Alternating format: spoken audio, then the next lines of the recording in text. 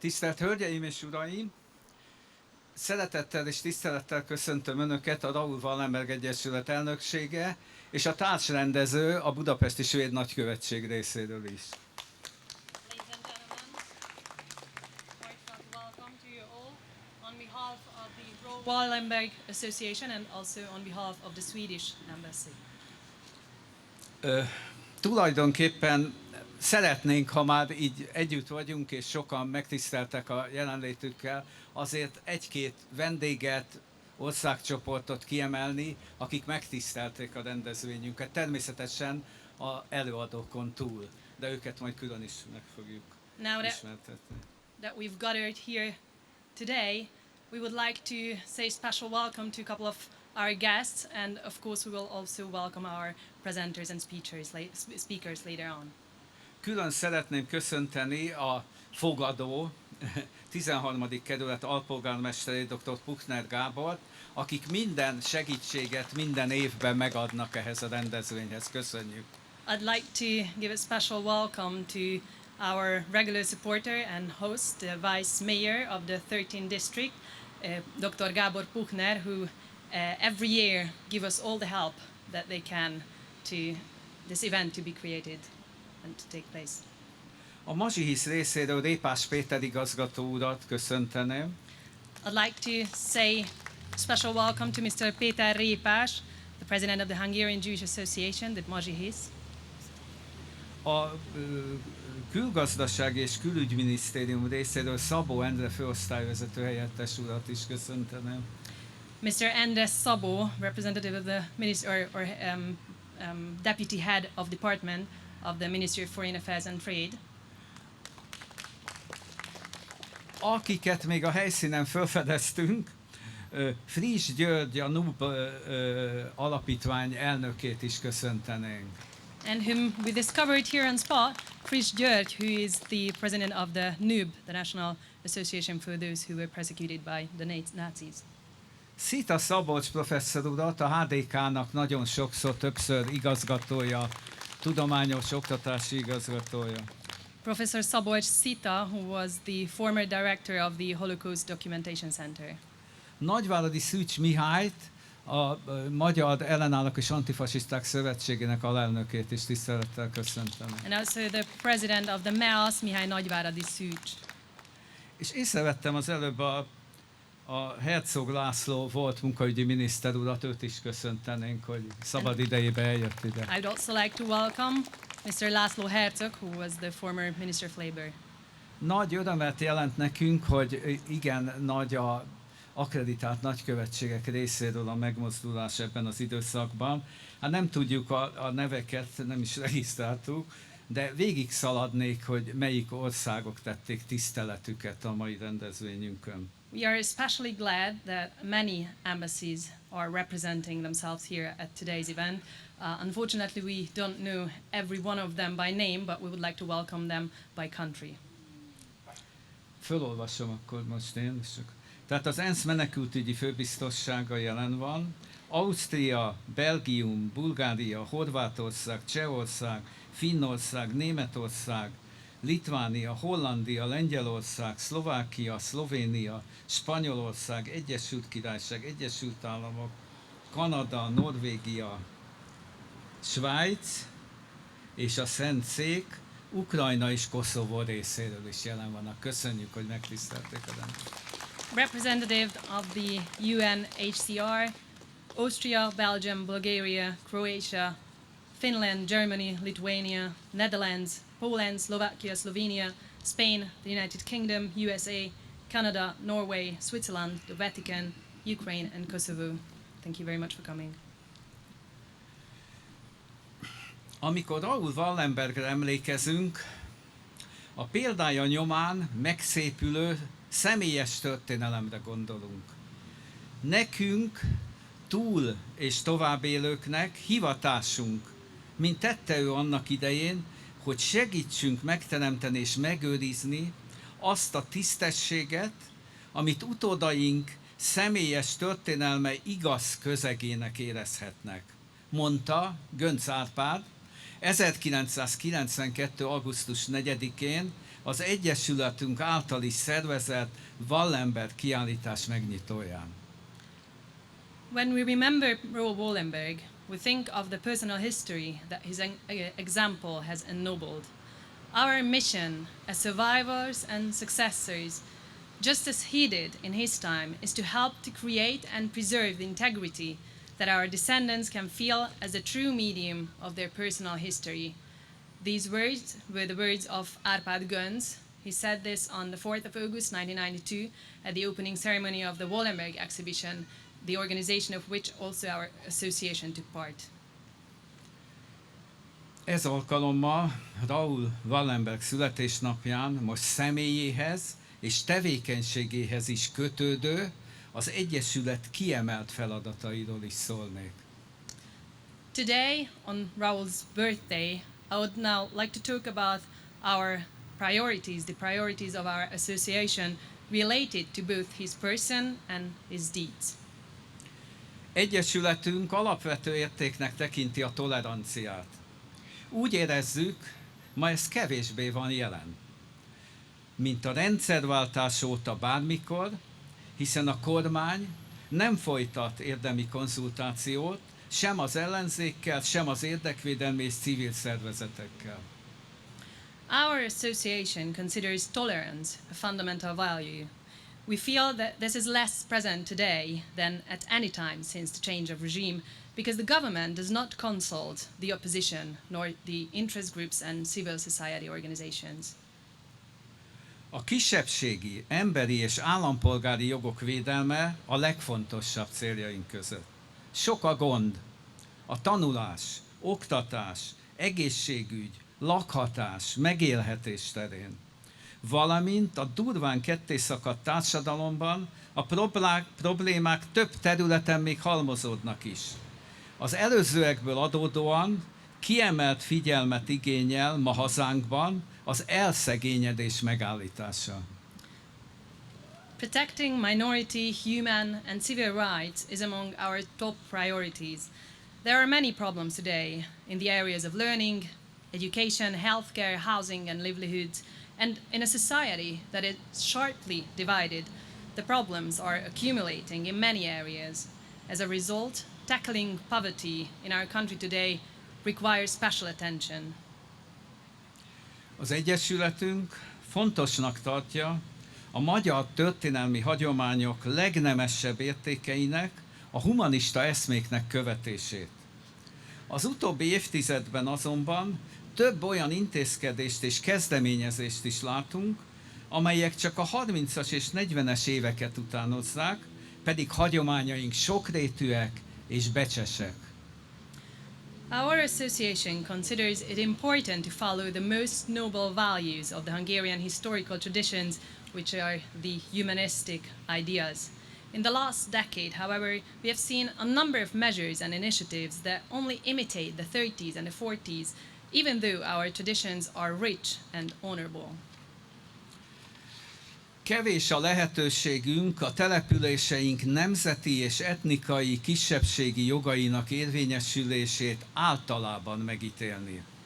De sok területről kapott tájékoztatás azt erősíti, hogy a romák helyzete, lehetőségei nem javultak. Egyre szélesebb, mielőbbi összefogásban bízunk a ma is tapasztalható roma megkülönböztetés és társadalmi kirekesztettség ellen. Augusztus 2-a a roma holokauszt áldozatainak emléknapja, és mi fejet hajtunk a holokauszt roma áldozatai és hozzátartozói előtt. We have little opportunity to assess the rights of the national and ethnic minorities in our settlements in general, but the information that we receive from many areas confirm that the situation and opportunities for Roma people have not really improved. We trust in an increasingly broader and more effective cooperation to combat the discrimination and social exclusion of Roma people that we can still experience today. The 2nd of August is the Memorial Day for the victims of the Roma Holocaust, and we pay tribute to the Roma victims of the Holocaust and their relatives. A legtöbb erőforrást és figyelmet a rasszizmus és antiszemitizmus megelőzését segítő kulturális és oktatási kezdeményezéseinkre vetélkedők, díjak, könyvek, táblák, fórumok, nyilatkozatok fordítjuk, és örömmel látjuk, hogy az érdeklődés nem csökken ezen a területen. We devote most of our resources and attention to our cultural and educational initiatives that helps to prevent racism and anti-Semitism. By this, I mean competitions, prizes, books, panels, forums, and statements, and we are pleased to see that the interest towards these are not declining. Végezetül, álláspontunk szerint humánus társadalmakban a gazdasági rendszereket nem retorikával vagy ideológiákkal kell értékelni, hanem elsősorban az szerint, hogy növeli-e minden egyén és csoport gazdasági jólétét, minimálisra csökkenti-e a szegénységet és nyomorúságot, növeli-e az emberek elégedettségét. Nagyon sokat ennivaló. Finally, in our view, in a humane society, economic systems should not be evaluated by rhetoric or ideology, but primarily by whether they increase the economic well-being of all individuals and groups, minimize poverty and misery, and increase people's satisfaction. There is so much to do. Landsberg mondatával, amit Raoul Wallenberg sorsáról szóló hírek követségi átvételekor tapasztalt, zárom beszédemet. A könnyek, amelyek Raoul anyjának arcán folytak végig, a nehéz bánat könnyei voltak. I will conclude with a quote from Landsberg, what he experienced when he received news of Raoul Wallenberg's fate at the embassy. The tears that streamed down Raoul's mother's face were tears of heavy sorrow. Köszönöm szépen. Thank you very much.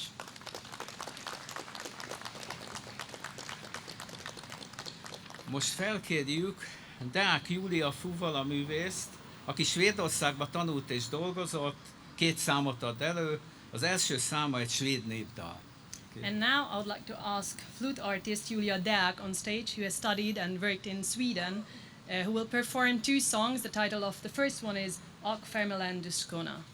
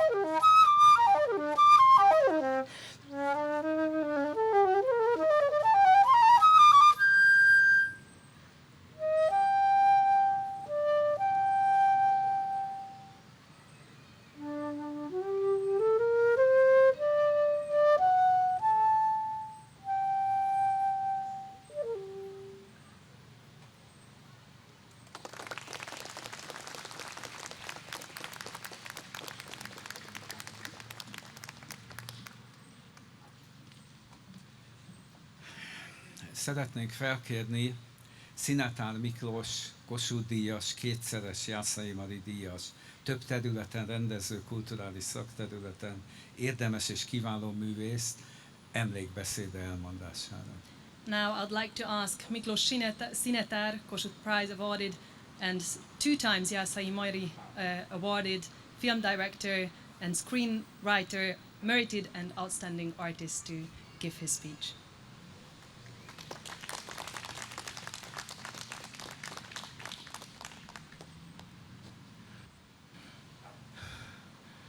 Tisztelt ünneplő közönség, kedves barátaim!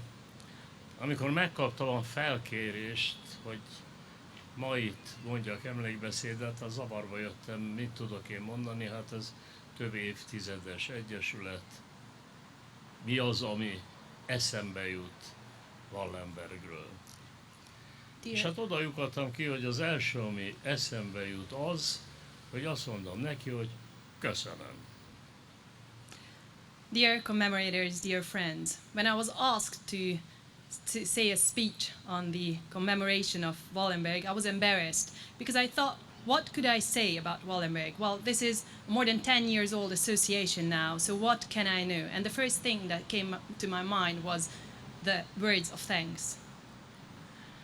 Köszönöm, mert annak is a kezdeményezője volt többek között, hogy üldözött zsidók úgynevezett Schützpasst, azaz mentelmi levelet kapjanak, amivel megúszhatják az auschwitzi utazást, és az én édesanyám, akit gyalog elvittek Budapestről egészen Hegyeshalomig, és ott beszállítottak az Auschwitzba induló vonatba, azt utolérte egy ilyen Schützpass, leszállították a vonatról, hazajött, és még 40 évet élt. Well, the words of thanks, because he was one of the initiator of giving and issuing those Schutzpass, those protecting passports to prosecuted Jewish people, which could save them from the horrors of Auschwitz.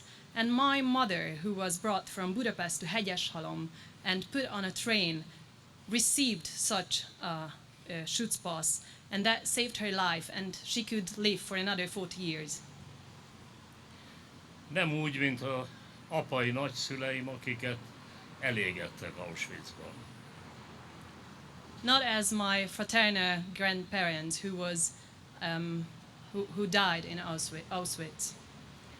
Ez ilyen keményen hangzik itt ma, amikor gyönyörű az idő, sok esőtől gyönyörűek a fák, és tulajdonképpen azt tudjuk mondani, hogy szép az élet, de egy-egy alkalommal, és ez is egy ilyen alkalom, szükséges ezekre a tényekre is visszaemlékezni. These words might sound tough because now we experience that the weather is beautiful, the trees are green and life is beautiful, but I think on some occasions we must remember these facts too. Idefele jövet Deák Gábor barátom elmondott egy nagy történetet erről a szoborról. Jó lenne, ha mindnyájan megismernék, mert nagyon romantikus, neki nagy része van benne, és nagyon kalandos sorsa van ennek a szobornak. When coming here, my friend Gábor Deák told a story about this statue, which I think is worth to know because it's a kind of an adventurous story. Egy valami azért ebben a remek szoborban nem stimmel. Nem stimmel az, hogy fölemeli vélhetően Wallenberg a bunkót és agyonveri a kígyót. Kérem, a kígyó nincs agyonverve. Well, one thing is not right about this statue because we see how Wallenberg kills that snake. Well, ladies and gentlemen, the snake is not killed. A világban rengeteg helyen még ma is megkülönböztetik, üldözik, meggyilkolják azokat az embereket, akiknek más a bőrszíne, más a vallása, vagy egyszerűen egy másik nemzethez tartozik. In many areas of the world, people with different skin color or different beliefs or just different nation are discriminated, persecuted and killed. Úgyhogy én arra gondoltam, hogy itt az alkalom, hogy beszéljünk két szót a kígyóról. So I thought that this is a wonderful event to talk one or two words about the snake. Lehet, hogy benne van az emberi természetben a kisebbségek üldözése. Tény az, hogy Afrikába üldözik a hindúkat, Ázsiába a kínaiakat, Európába üldözték mindig a zsidókat. Lehet, hogy ez egy történelmi követelmény, vagy ecce homo, ahogy a Biblia mondja. Well, it might be included in human nature that we persecute minority groups. In India, they persecute Hindus. In Asia, they persecute Chinese people. In Europe, they persecute Jewish people. Maybe this is part of human nature, or extra human, as as the Bible says. És nem hittem volna, bevallom, hogy elérkezik ismét egy olyan kor, hogy televízió híradójában azt látom, hogy rakétákkal teljesen ártatlan, semleges emberek lakását, házát hogyan lövik szét, hogy életek munkája hogyan semmisül meg egy perc alatt, és hogy akiket meggyilkoltak, azoknak a világon semmi köze ahhoz, amiért meggyilkolták őket. I didn't ever believe that there will come an age where I can see in the news broadcasts that rockets are killing innocent peoples, destroying their homes and their lives, who have actually nothing to do with why they are killed. De ezek után a sötét képek után hadd legyen egy jó hírem is. But after these very dark words, let me also tell you a good news. Hosszú életem során az a tapasztalatom, hogy a magyar nép nem antiszemita. In my long life, I have the experience that the Hungarian nation is not an anti-Semite nation. Volt és van egy nagyon törpe kisebbség, sok ember, 30-40 ezer, aki rendkívül agresszív, rendkívül nagy szája van, nagyon nagy jelentősége van, és azt a látszatot kelti, mintha Magyarországon antiszemitizmus lenne. We had and still have a minority of people, well, around 30 or 40,000 people who are aggressive, who have a big mouth, a big significance, and they create the illusion that the Hungarian nation is anti-Semite. Ezeknek jelentős része vagy újságíró, vagy politikus, de mindenképpen közszereplő, akinek természetesen a hangja sokkal hangosabb, sokkal erőteljesebb, mint annak a sok millió embernek, aki itt él, és akinek egyszerűen nincs érzéke ahhoz, hogy azért gyűlöljön valaki másikat, mert más a vallása, faja, nemzetisége. Well, these people are usually journalists, politicians, but mostly public figures who have a loud voice, and they are repressing those millions of people that are living here and do not have that hatred inside of them that they should hate other people because of their skin colors.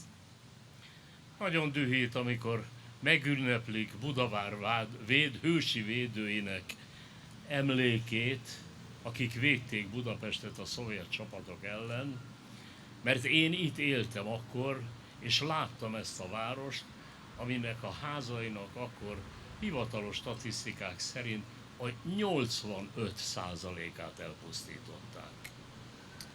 It makes me very angry when people judge the protectors of the castle of Buda against the Soviet troops, because I lived here back in that time and I experienced and I saw figures that 85% of their houses of the people were destroyed.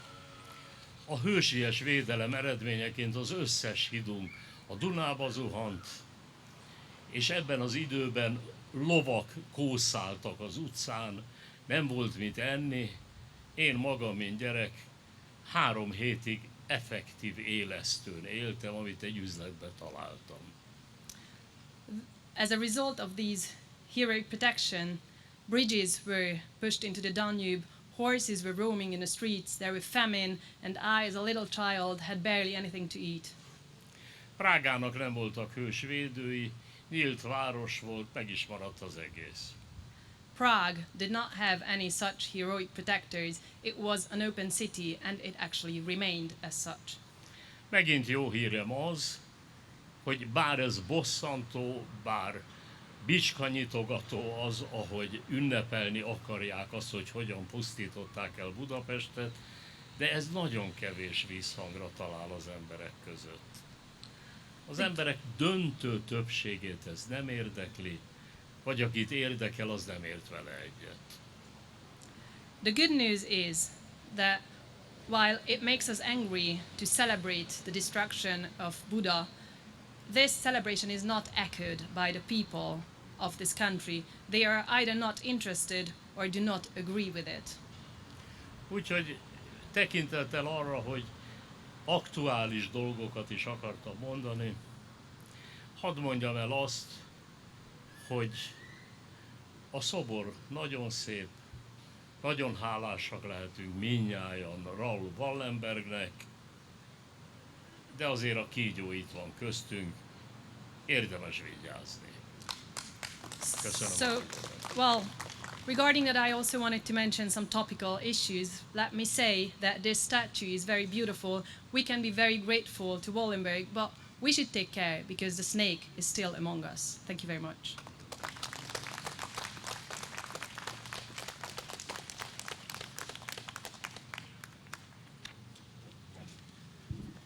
Szeretném az Egyesület nevében Szabó Gábor vezető református lelkészt, akit a közelmúltban a Raoul Wallenberg Egyesület által független bizottságként működtetett Wallenberg-díj bírálóbizottság Wallenberg-díjba részesített személyes és családi okok miatt, amelyekről nyilván itt most beszélni fog.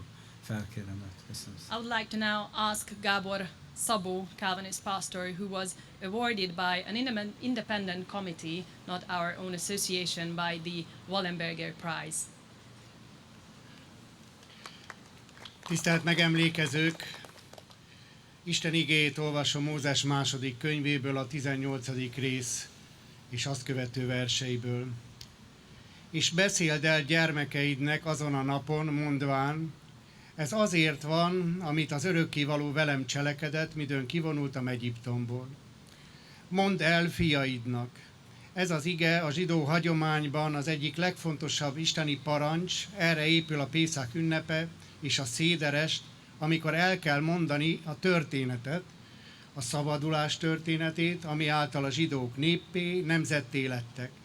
És ez a hagyomány, ez az ünnep, ez az isteni elrendelés, az emlékezésre, a hálaadásra olyan erő, amely megtartotta és megtartja a zsidó népet, még akkor is, ha az ézsaiási profécia szerint tűzön mész keresztül. A Teremtő Isten szava ez. Dear commemorators, I'm reading God's word from Exodus 2, verse 8, chapter 18, and the following verses. On that day, tell your son, I do this because of what the Lord did for me when I came out of Egypt. Tell your sons. This is one of the most important divine commands in the Jewish tradition and the basis of the Passover celebration and the Seder evening, when the story of the redemption that made the a nation must be told. And this tradition, this feast, this divine command to remember and to give thanks is such a power that has kept and is still keeping the Jewish people a nation, even when you walk through the fire, as it's said in Isaiah 43. These are the words of God, the Creator. Beszéld el majd fiaidnak és unokáidnak. Ezt a mondatot én kisgyermekként hallottam először, és nem a Bibliából felolvasva, és még csak nem is református lelkész szüleimtől, hanem a nagyanyámtól, aki nem szűnt meg újra és újra mesélni a régi időkről, egy olyan korban egyébként, amikor a történelemkönyvekben leírtak, vagy le nem írtak, sokszor köszönő viszonyban sem voltak a valósággal. You may tell your children and grandchildren. I first heard this sentence as a little child, and it was not recited me from the Bible, and it was not said to me even from my Calvinist pastor parents, but it was said to me by my grandmother, who never ceased to tell me stories about the old days in an age when the stories that were written in history books, or sometimes not written, were not close to the truth sometimes. Egyik története sem volt hangos, és különösen halk és megrendítő volt azon történeteknek a sora, amely a második világháborúra, Budapest ostromára, a holokauszt idejére esett. Azt mondotta, ezeket a történeteket el kell mondja, és az a reménysége, hogy majd mi unokái is tovább mondjuk mindazt, amit tettek, akkor, amikor sokan nem cselekedtek, bár tehették volna, hogy életeket mentsenek. None of her stories were loud, and particularly quiet and touching were the series of stories that took place during the Second World War, the siege of Budapest, and the period of the Holocaust. She said, these stories must be told, and her hope is that her grandchildren will continue to tell the stories of what they did when many people failed to act, even though they could have acted to save lives.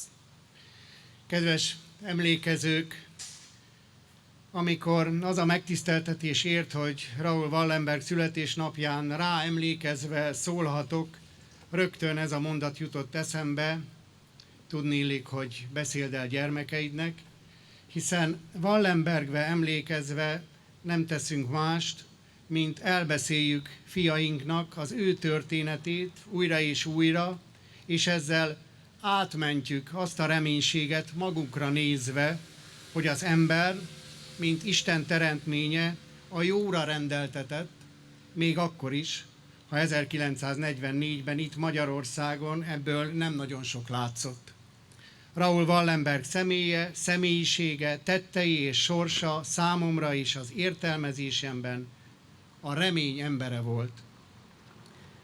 Dear fellow commemorators, when I was given the honor to speak in remembrance of Raoul Wallenberg on his birthday, this was a sentence that immediately came to mind, that is to tell your children and your sons.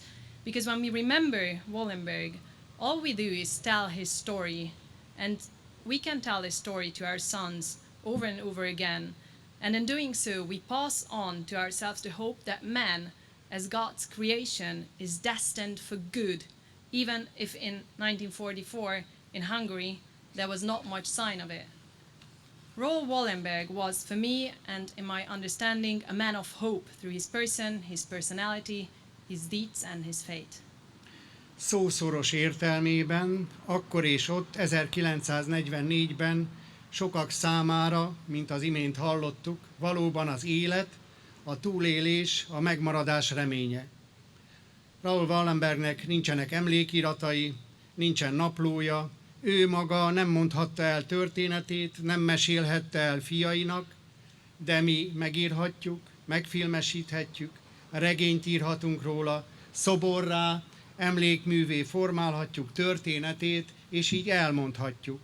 És ahogy Mózesnek és utódainak el kellett mondania a történetet, és ezáltal identitás lett a zsidóság, úgy mondjuk el mi is újra meg újra azokat a történeteket, amelyek segítenek nekünk, sok-sok szörnyiség után, amit elkövetett az ember ellen, a sok borzalom közepette, amit elkövet ma is, most is, ebben az órában is, ebben a percben is az ember a másik ember ellen, gondoljunk csak az oroszok által megtámadott Ukrajnára, segítenek nekünk mégis, mindezek ellenére hinni és bízni abban, hogy nem arra rendeltettünk, hogy elpusztítsuk egymást.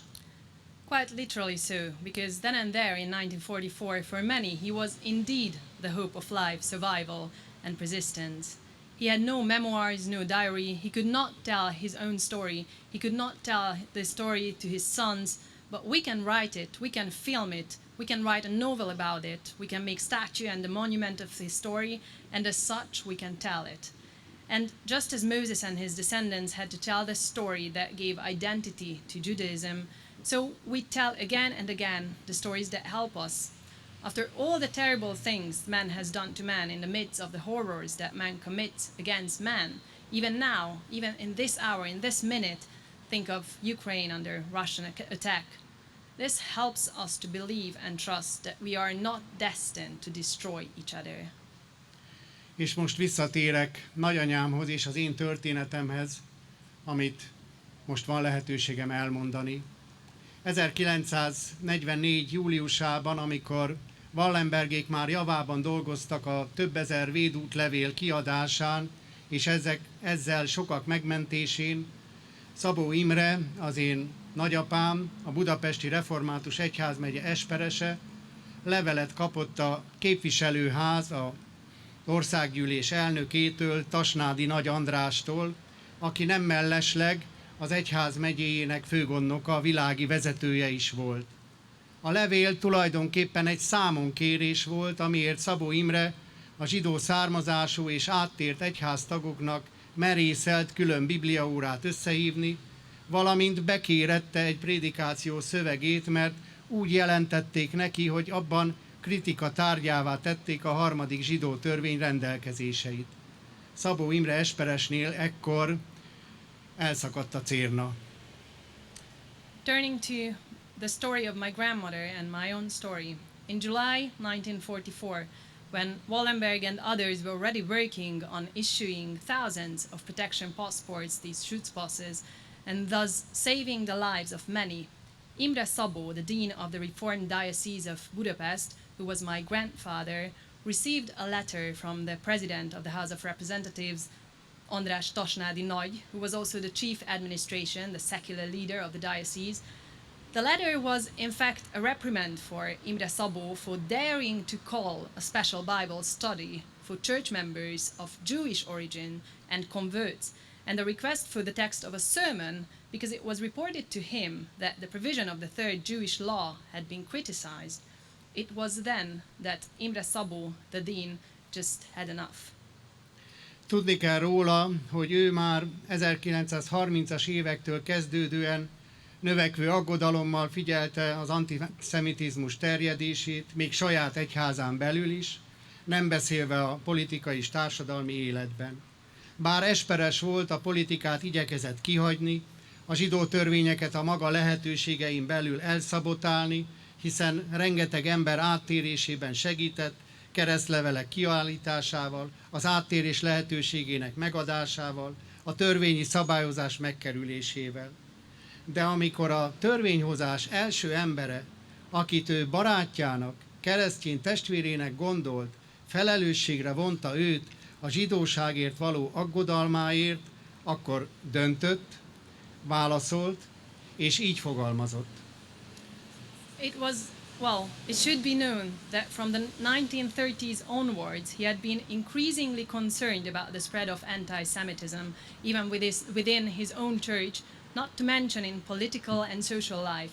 Although he was a dean, he tried to keep politics out of it, and within his means, he also tried to sabotage the Jewish laws, since he helped many people to convert by issuing baptismal certificates, giving them the opportunity to convert, and by circumventing the legislation.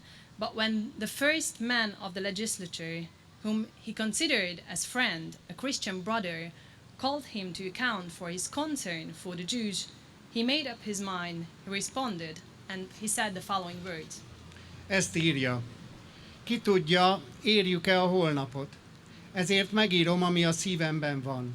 Ami ma van, már nem a régi zsidó törvény, ebbe a mostaniba belepusztul a nemzet erkölcsi érzülete, törvénytisztelete, és elveszett az emberiség szemében a becsülete.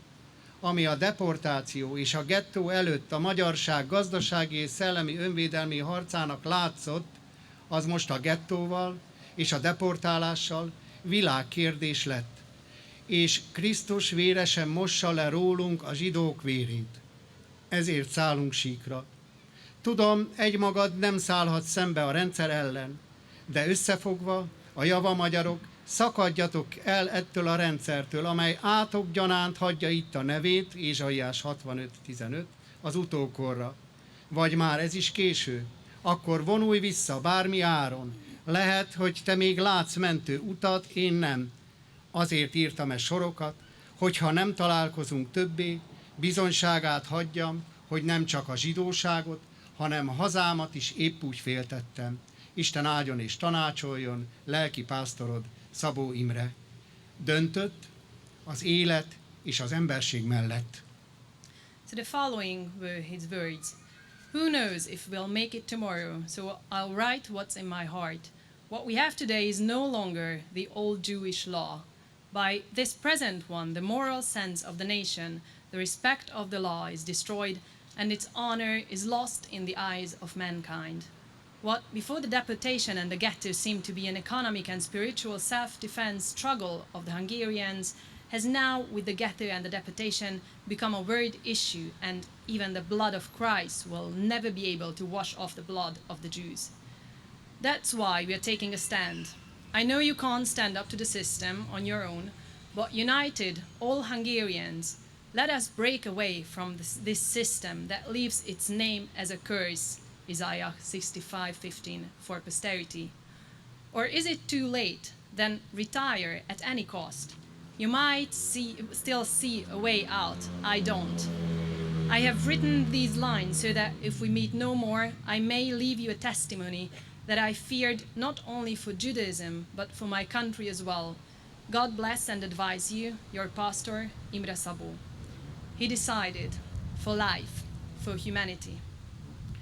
1944. október 10-én Szabó Imre felesége és leánya, az én édesanyám, az egyházközség kasszájának terhére ágynemű anyagot, szalmazsákok és párnák készítéséhez vásároltak, és berendezték a Julianna általános iskola pincéjében 40 zsidó gyermek rejtett otthonát, ahol a vészkorszakot valamennyien túlélték. E cselekedetükért 2003. novemberében a Világ Igaza Yad Vashem kitüntetésben részesültek. On the 10th of October 1944, Imre Szabó's wife and daughter, my mother, bought linen, straw bags and pillows out of the money of the parish treasury and furnished the basement of Juliana Primary School as a hidden home for 40 Jewish children, where all of them survived the Holocaust. For this act, they were awarded the Justice of the Word Yad Vashem Medal in November 2003. Szabó Imre Tasnádi Nagy Andrással legközelebb 1946-ban találkozott a gyűjtőfogházban, ahová a halálra ítélt háborús bűnösöket ment látogatni kivégzésük előtt. Tasnádit is halálra ítélték, de végül megkegyelmezve neki életfogytiglanra változtatták ítéletét. A kegyelmi kérvényt Szabó Imre írta. Szabó Imrét 1951-ben Rákosi követelésére minden egyházi tisztétől megfosztották, és egy Búj nevű szabolcsi faluba száműzték. 1955-ben hunyt el, soha senki nem írt kérvényt ügyében, végül 1990-ben rehabilitálta egyháza. The next time Imre Szabó met András Tasnádi Nagy was in 1946 in the collective prison where he went to visit war criminals sentenced to death before their execution. Tasnádi was also sentenced to death, but eventually his sentence was reduced to life imprisonment. The petition for pardon was written by Imre Szabó. In 1951, Imre Szabó was stripped of all his clerical titles at Rákosi's demand and exiled to a small village of Búj in the Szabolcs region. He died in 1955. No one ever filed a petition in his case, and he was finally rehabilitated by his church in 1990. Ezt a történetet nagyanyám körülbelül 40 évvel az események után mesélte el az unokájának nekem, és most én is elmondhattam, amiért kimondhatatlanul hálás vagyok. Hálás, mert hiszek abban, hogy a remény embereinek munkája, emlékének megőrzése, történeteik elmondása mindenkor nem csak örökségünk, kötelességünk, hanem a méltóságunk és az identitásunk része is. This story was told by my grandmother to her grandson, to me, some 40 years after the events, and now I could tell it to you too, for which I'm indescribably grateful. I'm grateful because I believe that the work of the people of hope, the preservation of their memoirs, the telling of their stories, not only our heritage, our duty, but also part of our dignity and our identity. Raoul Wallenbergre és Szabó Imre nem valószínű, hogy találkoztak, de bizonyos, hogy tudtak egymásról, hiszen a svéd Vöröskereszt védelme alatt is állt egy ideig a Julianna iskolában kialakított gyermekotthon.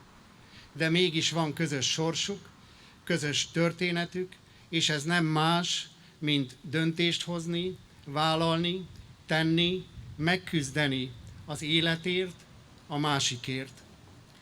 Raoul Wallenberg and Imre Szabó are unlikely to have met, but they certainly knew of each other, as the Swedish Red Cross was for a time the patron of the children's home at the Juliana School. But they did share a common destiny, a common history, and that is nothing less than to make a decision, to take a risk, to do something, to fight for life and for the other. Minden korban, ma is, most is, mi mindnyájan őrzünk történeteket, amelyek arról szólnak, hogy helyt tudtunk állni, meg tudtuk őrizni emberségünket, áldozatot tudtunk hozni az embertelenség, a kirekesztés, a rasszizmus, az antiszemitizmus, a gyűlölet, és még meg annyi bűnös emberi cselekvés elleni küzdelemben. Beszéld el hát gyermekeidnek a jóért tett történetedet, és így egyetemessé válhat mindaz, amit Raoul Wallenberg és a hozzá hasonlók tettek. In every age, today and now, we all have stories of how we stood our ground, preserved our humanity, made sacrifices in the fight against inhumanity, exclusion, racism, anti-Semitism, hatred, and so many other sinful human actions. So tell your children your story of good deeds, and all that Raoul Wallenberg and others like him did will become universal.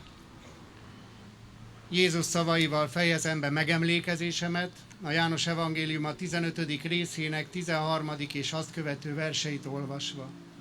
Nincs senkiben nagyobb szeretet annál, mintha valaki életét adja barátaiért. Ti barátaim vagytok, ha azt teszitek, amit én parancsolok nektek.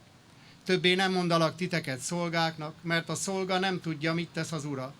Titeket azonban barátaimnak mondlak, mert mindazt, amit hallottam az én atyámtól, tudtól adtam nektek.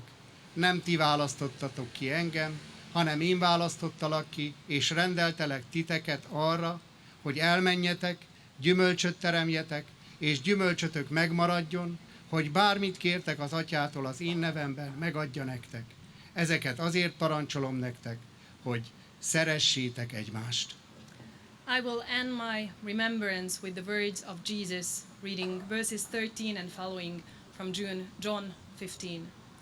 Greater love has no one than this, to lay down one's life for one's friends. You are my friends, if you do what I command. I no longer call you servants, because a servant does not know his master's business. Instead, I have called you friends, for everything that I learned from my Father I have made known to you. You did not choose me, but I chose you and appointed you so that you might go and bear fruit that will last, and so that whatever you ask in my name, the Father will give you. This is my command, love each other. Isten áldjon meg minden jó akaratú embert, Isten áldja meg megemlékezésünket. Köszönöm, hogy meghallgattak, és köszönöm, hogy elmondhattam. God bless all people of goodwill. God bless our commemoration. Thank you very much for listening, and thank you very much for allowing me to telling this.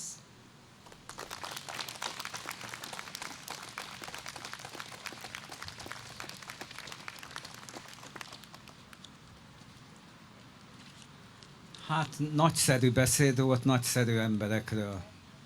Hatása alatt vagyok. Well, I'm still impressed. This was an excellent speech by an excellent person. A Deák Júlia fuvala művészt arra szeretnénk most kérni, hogy a második számmal a Bach szólót úgy adja elő, hogy közben megkezdenénk a megemlékezés virággal. Tehát egy háttérzeneként, ha nem zavarja. És arra szeretném kérni önöket, köszönve, hogy elfáradtak ide, hogy helyezzük el a megemlékezés virágait ezen zeneszám alatt. először megkérnénk az alpolgármester urat, és utána olyan sorba, ahogy gondolják, és akik hoztak virágot, helyezzünk el egy szál virágot. Köszönöm szépen. I would now like to ask Julia Dack to perform her second song, and this will be the background song for our flower laying. So please, starting with the Vice Mayor, please lay your flowers in any order you like. Thank you very much.